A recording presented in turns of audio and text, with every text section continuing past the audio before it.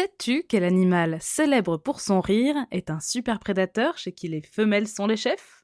Aujourd'hui, on va parler de la hyène tachetée dans Bête de science.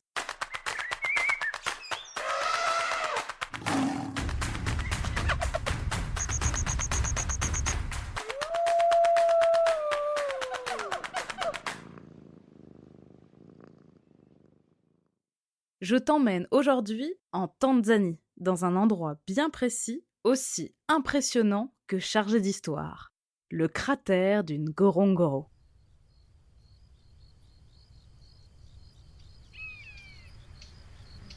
Cette structure géologique impressionnante que tu vois là-bas et qui s'est formée il y a 2 millions d'années, ce sont les restes d'un ancien volcan. On raconte qu'il était plus haut que le Kilimandjaro, un autre sommet voisin qui fait la joie des touristes et des randonneurs et dont le pic Uhuru, le plus haut d'Afrique, atteint les 5800 mètres d'altitude. Le diamètre du cratère du Ngorongoro est de 20 km environ et il culmine à 2300 mètres au-dessus du niveau de la mer, ce qui est déjà pas mal. Tout autour de nous, on peut voir un paysage de savane typique, avec ses hautes herbes et ses forêts d'acacias, comme cet arbre tordu que l'on aperçoit là-bas, au milieu de la plaine. Un lac sert aussi d'étape à de nombreuses espèces d'oiseaux. Connecté aux fameuses plaines du Serengeti, qui accueillent tous les ans la migration de millions de gnous, de zèbres et d'antilopes, le cratère sert aussi de refuge à d'autres habitants. La richesse de ce milieu et la concentration impressionnante d'espèces qui y vivent ont poussé les humains à en faire une réserve protégée. Les prédateurs, notamment, s'y sentent très bien et l'on peut y croiser aussi bien des lions que des léopards ou des guépards, ainsi que nos héroïnes du jour. Tiens, d'ailleurs, j'avais demandé aux rangers de nous indiquer les meilleurs endroits pour les observer. Un buffle a été tué cette nuit. Je pense qu'on a de bonnes chances de croiser quelques gourmandes en train de faire la sieste pas loin. Allons-y! Regarde aux jumelles, mais attention, tiens-toi aussi, car rouler sur la piste, ça secoue.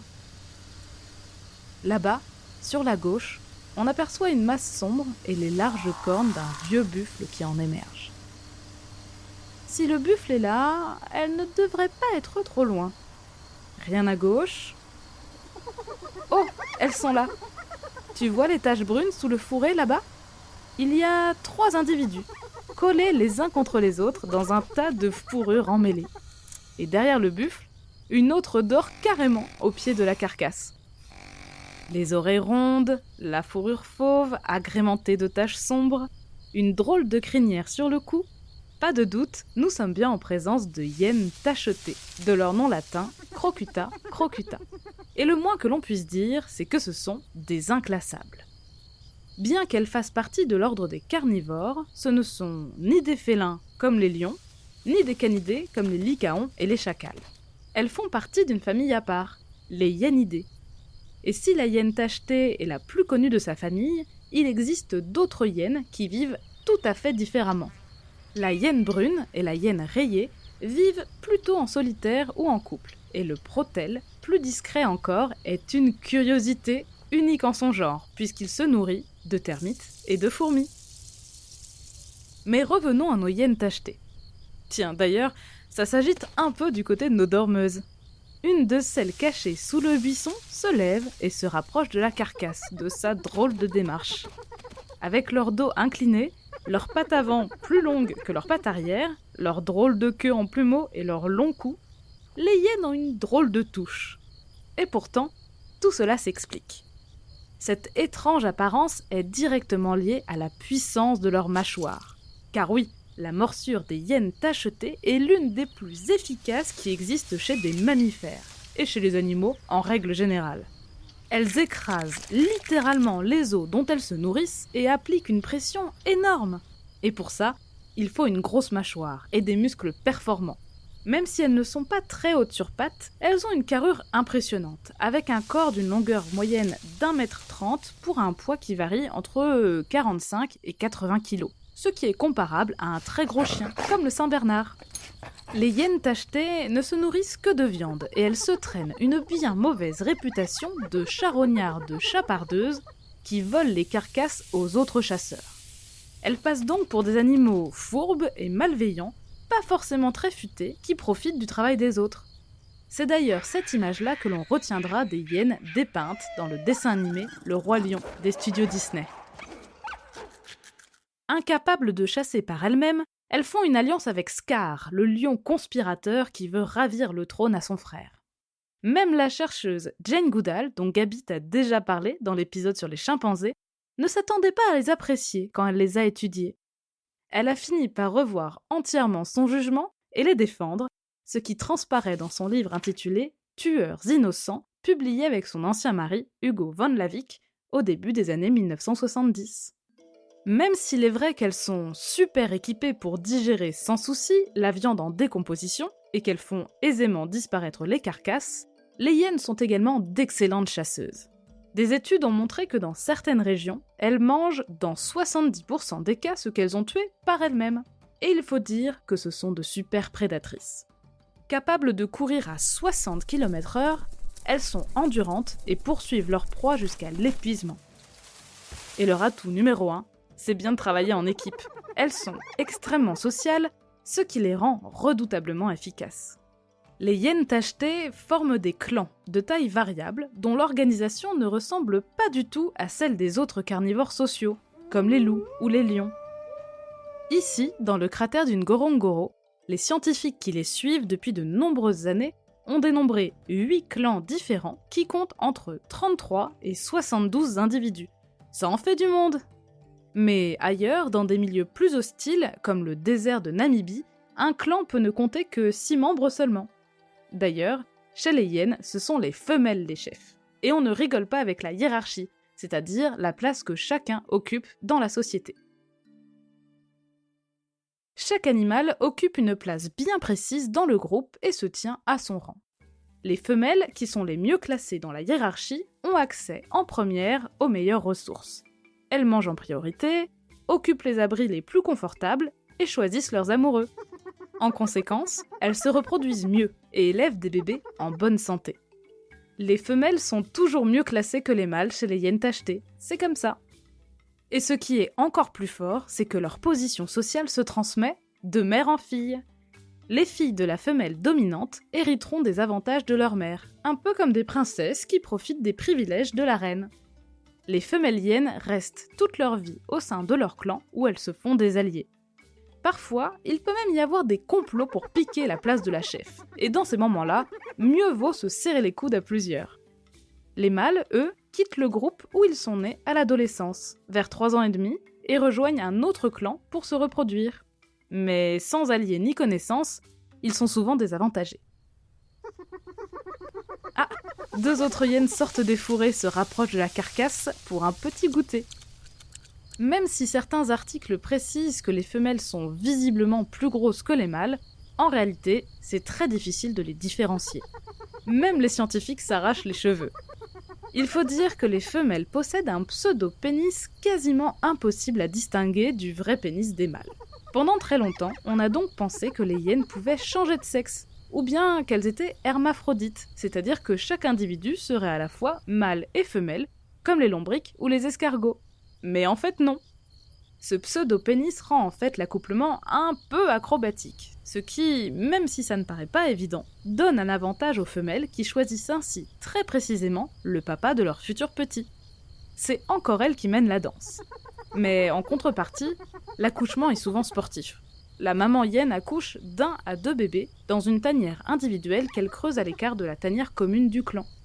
Les petits ouvrent très rapidement les yeux, mais ils seront allaités pendant près de 2 ans, avec un lait extrêmement riche. Chez les jumeaux, ça se bagarre assez tôt. Même chez les bébés hyènes, il faut trouver sa place, et le rang se détermine tout petit. Pour rajouter une couche de complexité sur tout ça, sache que la société des hyènes tachetées est vraiment particulière. Elle ressemble assez à l'organisation que l'on retrouve chez les éléphants, certains singes comme les chimpanzés et les babouins, des mammifères marins comme les dauphins ou encore certains perroquets. On parle de fission-fusion. Des petits groupes se détachent, font leur vie, vont chercher de la nourriture à droite à gauche et retrouvent le reste du clan plus tard dans la journée. Le groupe bouge donc tout le temps et les individus qui le constituent aussi. Un peu comme toi, quand dans une journée tu fais plusieurs activités et manges à l'extérieur, avant de rejoindre le reste de ta famille le soir, au moment de te coucher. Mais comment les hyènes gardent-elles le contact entre elles au gré de leurs activités et de leurs déplacements, sans smartphone ni GPS ? On l'a vu, la force des hyènes tachetées réside clairement dans le collectif. Et leur société complexe et organisée contribue à leur efficacité. Et pour communiquer entre elles et se coordonner, elles donnent de la voix et utilisent tout un tas de sons différents. Celui-ci, par exemple, a été très étudié par les scientifiques. Il faut dire qu'on ne peut pas le louper. Ces cris répétitifs, que les Anglais appellent les whoops, permettent de signaler sa présence aux autres, parfois de très loin, jusqu'à 5 km de distance. On pense qu'il pourrait également servir à se regrouper, ce qui est utile pour partir chasser à plusieurs, mais aussi pour défendre collectivement le territoire contre d'autres hyènes ou les lions, leurs ennemis jurés. Et bien sûr, chaque hyène a sa propre voix, ce qui est pratique pour se reconnaître. Un article paru en 2022 analyse ces whoops et démontre qu'ils varient légèrement entre chaque hyène. On parle alors de signature individuelle. Les mamans hyènes répondent précisément aux whoops de leur bébé. Et il semblerait que grâce à ces whoops, chaque individu soit en mesure d'identifier l'âge, le sexe, la localisation, l'état émotionnel et l'identité de celui ou celle qui crie. Toute une carte d'identité géolocalisée en un appel. C'est fou, non ? En revanche, il n'y aurait pas de signature propre aux membres d'un même clan, donc pas de signature de groupe. Quant au fameux rire qu'on leur associe bien souvent, c'est un cri que les hyènes émettent quand elles sont très excitées, frustrées ou dans une situation de stress. On peut par exemple l'entendre quand une dominante ou un dominant chasse un animal moins bien classé dans le groupe. Ou encore quand les hyènes se rapprochent des lions, ce qui représente un très grand danger et donc une source d'angoisse, car les félins n'hésitent pas à les chasser et les tuer pour éliminer toute concurrence. De quoi crier d'effroi, mais pas franchement de se laisser aller à la rigolade. Pour l'heure, les dernières hyènes arrivées autour de la carcasse du buffle se reniflent et s'appellent. Pas de doute, l'heure de la chasse approche et le clan se réunit. Gare à vous les herbivores, les reines de la savane arrivent. Allez, on récapitule. La hyène tachetée est un carnivore africain reconnaissable à son dos incliné, sa drôle de démarche et son long cou. Équipée d'une des mâchoires les plus puissantes du monde animal, elle est capable de broyer les os. Contrairement à ce que l'on croit souvent, ce n'est pas seulement une charognarde. Excellente chasseresse, elle forme des clans dirigés par une femelle dominante. Les femelles se transmettent leurs avantages de mère en fille et forment des alliances tout au long de leur vie dans leur groupe de naissance, pendant que les mâles changent de clan à l'âge adulte. Capables de se coordonner pour chasser et défendre leur territoire, elles émettent des cris différents pour se localiser et se reconnaître entre elles. Alors, pas si bête la hyène ? Merci d'avoir suivi cet épisode de Bête de Science. Si ce podcast te plaît, tu peux t'abonner pour découvrir de nouveaux épisodes toutes les 2 semaines et en apprendre toujours plus sur la vie fascinante des animaux. Si tu nous suis sur Spotify ou Apple Podcast, tu peux même nous laisser 5 étoiles pour nous dire qu'on fait du bon travail, ou nous laisser un commentaire si tu veux qu'on parle d'une bestiole en particulier. À bientôt, jeune aventurière et jeune aventurier!